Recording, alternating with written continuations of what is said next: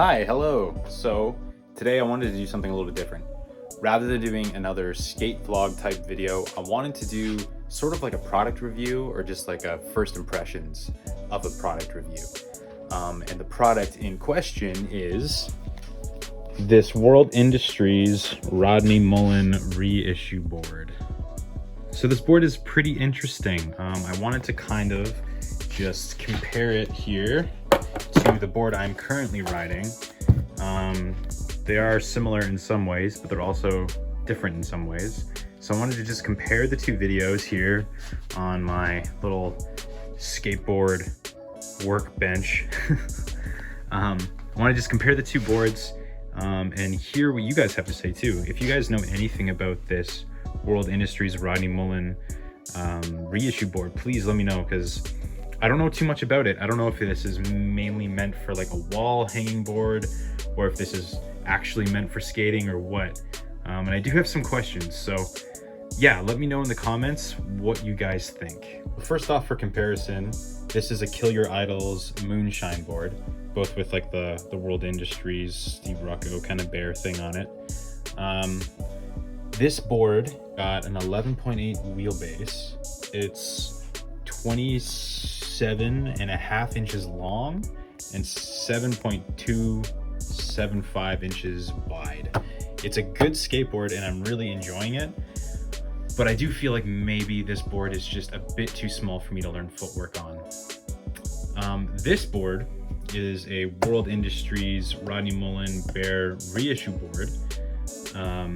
It's a World Industries board. It's not just like a different board brand redoing the graphic. It's a straight up just World Industries skateboard. This board is, I think it says on here, this board is 7.375 and it is 28.5 inches long, so a whole inch longer than the other skateboard. Yeah, if I set them up like this, tail to tail, like you can just see how much longer that is, like pretty significantly longer. So I'm interested to see what kind of a difference that makes. I feel like that will give me quite a bit more room to do a lot of my footwork tricks, and even more room to just try and like catch certain things like shove-its or kickflips or whatever. Now it's barely any wider, like just a little tiny bit. This is 7.375 and this is 7.275. So like 0.1 of an inch, like barely anything at all, but it is still wider, and I'll probably in my head think I notice it more than I actually do. So something that's confusing me, if anyone knows, let me know. Why is there 2 extra holes in the top here? Like if there was 2 in the top and 2 in the bottom, I would understand that. Then you could just, here, like I'll show you, you could just set your tracks up like this, or you could set them up like this if you wanted a longer wheelbase, you know, into those holes. But why is there only 1 set? I'm confused. Are you meant to just like, you know, put in those holes and then drill your own or something? I don't know. That seems kind of odd to me. I mean, I'm probably going to use the shorter wheelbase anyways, but I'm still just like a little confused as to why there would be the extra holes there. And something funny that I did notice is that these old Royal trucks that I have from like 2010 or something, they have holes there too. So I mean, like I could put 6 bolts on there if I wanted. That'd be really weird and stupid, but you know, you could if you wanted to. So something else to notice about this board. So this board's got a decently mellow kick, and it is absolutely flat on the top and on the nose. Like there is no concave at all. Actually, I'll show you. If I take out this level here, like it sits perfectly flush. There's no concave at all. And if I go this way, like completely flush. Like there's nothing there at all. Flat as can be. When I put it on the tail, you can see where the concave sits and where the level is putting for the angle, right in that right spot. So it's mellow, but not like ridiculously mellow, but everywhere else is completely flat. Now, comparing it to this board, this kick isn't as steep. It's quite mellower than that one. It still has a kick, but it is quite a bit more mellow. And something else I noticed, I thought this board was completely flat too. It's kind of hard to see, and maybe this won't make much of a difference, but there is the slightest little bit of concave there. It's kind of hard to see at this angle, but it's not completely flat like the other board. See, there is a bit of space there, which is kind of interesting. And there's even the smallest little bit of concave on the nose too. So see how the air bubble is on the left there. In this one, it sits right in the middle. So there is like the slightest little concave on the nose, which is kind of interesting. It makes me kind of think it's maybe sort of like a Waltz spoon nose or something. I'm not sure. So yeah, I'm just kind of curious what that concave is gonna feel like. I do really like the flat surface for moving my feet around and sliding around for a lot of the footwork tricks, but I think giving up the flatness of this board for a little bit more room might be more beneficial for me and my skateboarding. I'm really enjoying this Moonshine board. It's a great board to learn on, but I think I'm getting excited to try out this World Industries board and see what it's like. But I have no idea if this is even a really good board or not. I'm still very new to the world of freestyle. So if you guys have any experience or any knowledge on this Rodney Mullen reissue board, please let me know, because I know next to nothing about it. I even tried looking online and I didn't see many videos or anything really of people skating it. I think on the Decomposed YouTube channel, someone was setting it up to be skated, so I assume it's good to skate, but I don't know. So let me know in the comments. So one of my favorite skateboard channels is Ben Degros. I think that guy's super knowledgeable. He knows a ton about skateboarding and the physics and the science behind skateboarding.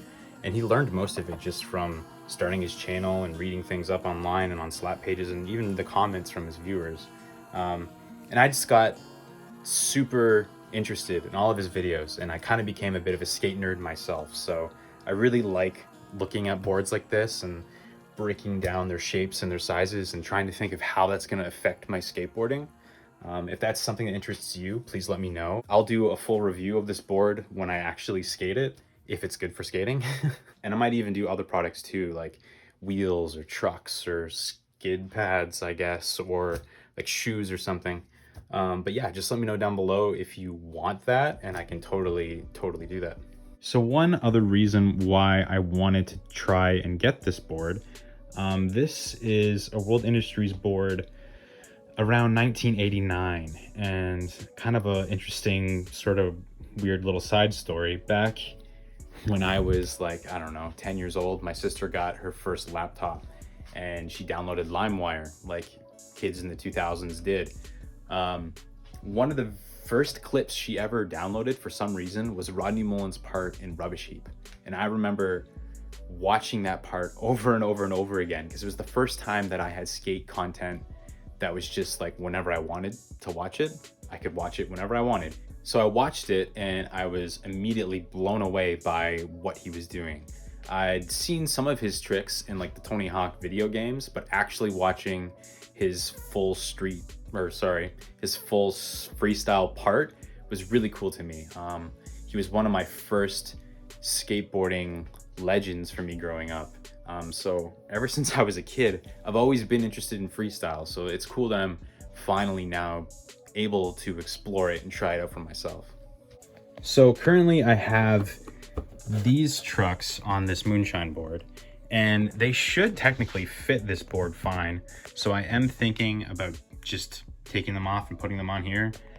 Because it is a little bit wider, I might put like an extra washer behind the wheel to like push it out just the slightest little bit more.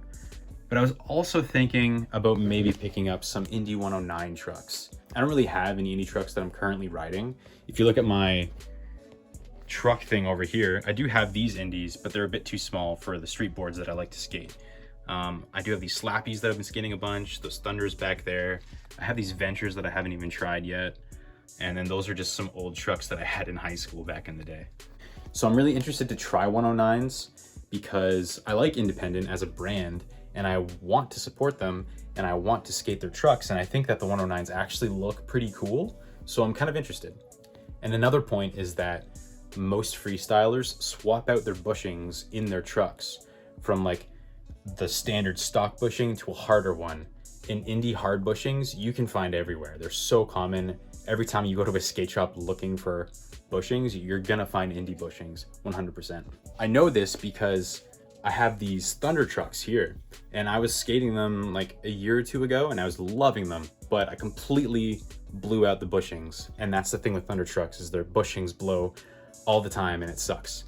So I went to so many shops looking for bushings and all they had were independent bushings. And indie bushings don't really work for Thunder trucks. I'll explain why.